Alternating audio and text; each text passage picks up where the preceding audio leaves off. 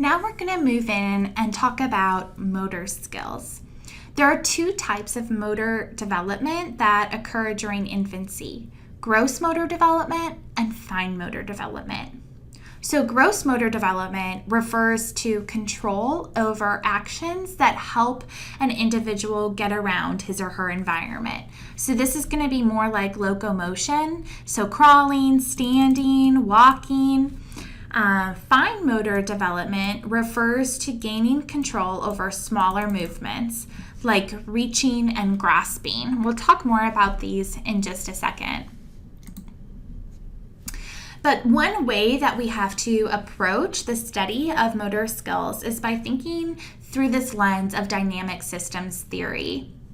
So, dynamic systems theory says that instead of simple maturation, motor development involves many distinct skills that are organized and reorganized over time to meet specific task demands. So just take that in for a second.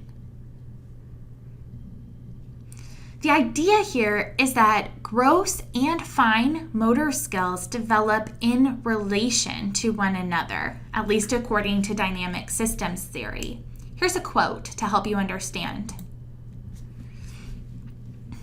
According to this theory, mastery of motor skills involves acquiring increasingly complex systems of action. When motor skills, both gross and fine, work as a system, separate abilities blend together, cooperating with others to produce more effective ways of exploring and controlling the environment.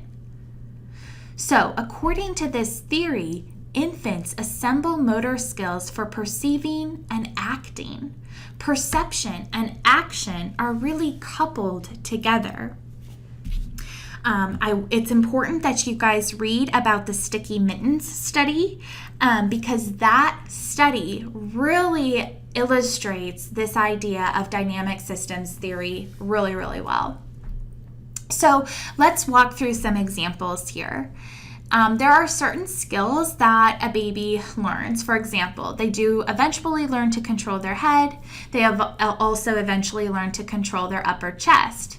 Once they're able to combine these two skills, then they're able to sit with support.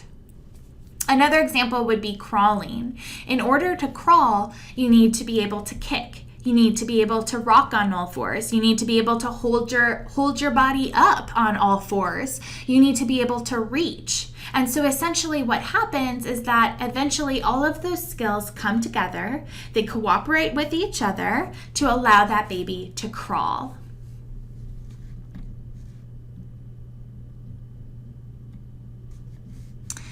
Okay, so let's talk about gross motor skills. Learning to walk demands the orchestration of many individual skills. The mastery of intricate motions requires both differentiation and integration. So differentiation is the mastery of those component skills, of holding your body up on all fours, of reaching, of kicking. Integration then is the combination, combining those skills into the proper sequence. So the actual integrating of all of those skills to start to crawl. So infants have to master both an upright posture and balance in order to sit, in order to crawl, in order to walk. And then infants learn to step after they've learned to stand, and they use the skill in combination with others in order to walk. So what we see is that unsupported, independent walking occurs at about 12 to 15 months, once children have mastered and coordinated its component skills. So the mastery and the coordination of these component skills can happen definitely at different rates for children, but what we see is that the sequence of, first sitting and then crawling and then cruising and then walking is universal across the board for all babies. When it comes to fine motor skills, infants first use typically only one hand at a time. So fine motor skills are the things that you do with your hands: grasping, holding, manipulating objects. So infants will typically start by only using one hand at a time, and then they'll use both hands independently, and then they'll use both hands in common actions. And finally, at about 5 months of age, they use both hands in different actions with a common purpose. So you can really, if you ever watch a baby, you can see them practice these fine motor skills. You'll see them open and shut their hands quite often. And then eventually they learn the new skills of transferring an object from one hand to the other. And they just practice that over and over again. Sometimes it's easy to get frustrated with a baby who is holding something and dropping it on the floor, and then you give it back and they drop it again. But here, keep in mind, they're really just practicing ungrasping their hand. It's a skill that they have to learn.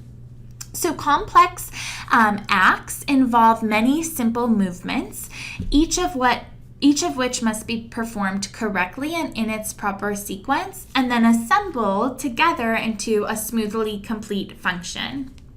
So some examples of other fine motor skills here would be at about 4 months. That's when you see infants pretty clumsily start to reach for objects. By 5 months, they coordinate movement of 2 hands. By 2 to 3 years, children can start to use zippers but not buttons. And then by 6 years, they're able to tie their shoes. So I want you guys, after these slides, to please take a look at that sticky mitten study. I'm going to post an article. You can also read more about the study on page 101 of your book. But I want you to just take some time to think about, what does this study tell us about the interactive nature of development? Right now we're talking about physical development, but what we know is, even though we talk about these things in this piecemeal way, it really is interactive. Physical development is related to cognitive development, just as cognitive is related to physical development. So think about that as you're reading more about this study.